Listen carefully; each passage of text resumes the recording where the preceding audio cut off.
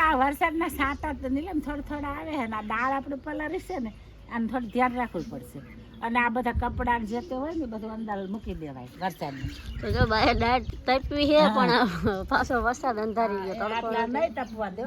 બાકી હવે દાળ લઈ લેવાય નકામાં વરસાદ આવશે ને હા આમાં ધનેરા તો થોડુંક છે ને એમાંથી ને રે એમાંથી બધી પડે છે બધું નકરું જાહે નહીં. હા અને જો કપડા હજી તો બધા હુકાણા નથી લેવું જ પડશે. આવજો એમાં બાકી રહી જતું તો ગોદડું ધોયું હે આવજો.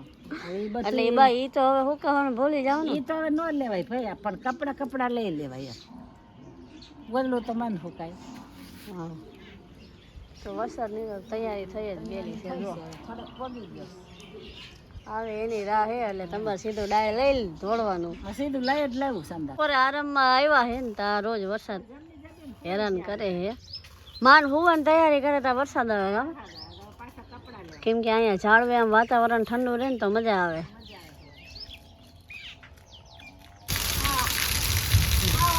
તો જો વરસાદમાં બહાર આવીએ વરસાદ આવે ફૂલે ફૂલ જુઓ કેટલો વરસાદ આવે અરે બાકી મને ગરમી થાય ને નાઈ લે.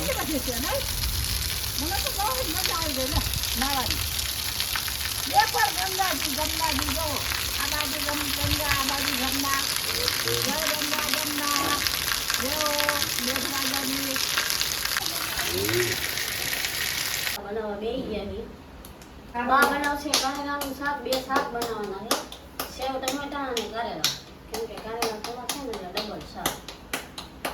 બાજરાના રોટલા જો આ શેરો છે 3, 4 ને 5 બનાવવાના હતા રોટલા આપણા બની ગયા છે હવે ખાલી શાક બનાવવાનું બાકી છે કારેલાનું શાક ને સેવનું શાક.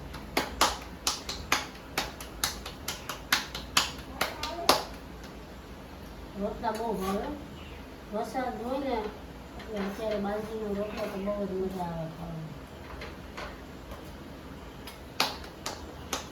આમ તો ચૂલે મજા આવે પણ અહીંયા બહાર વરસાદ છે ને એટલે લાકડા બધા બની ગયા એટલે ગેસ ઉપર બનાવવાના હતા. બા કારેલા બાફે હવે રોટલા થઈ ગયા ને સેવ ટમાટાનું શાક બની ગયું ને હવે કારેલાનું બનશે જો સરસ મજાનું સેવ ટમાટાનું શાક બનાવે બાજરીના રોટલા કારેલાનું શાક ને સેવ ટમાટાનું શાક બહુ સુપર લાગશે બજાર. હજી કારેલાનું બનશે હવે કારેલાનું બનાવશે બહુ મસ્ત લાગશે જમવાની પછી મજા જ આવશે. વરસાદનું બહુ સારું લાગે બતાવી જાય એટલે વઘારી જાય વગેરે. આજના બ્લોગને આપણે અહીંયા જ પૂરો કરી નાખીએ. વિડીયો ગમે તો લાઈક કરજો શેર કરજો મોર મિની બ્લોગ જોવા માટે ચેનલને કરી દેજો સબસ્ક્રાઈબ.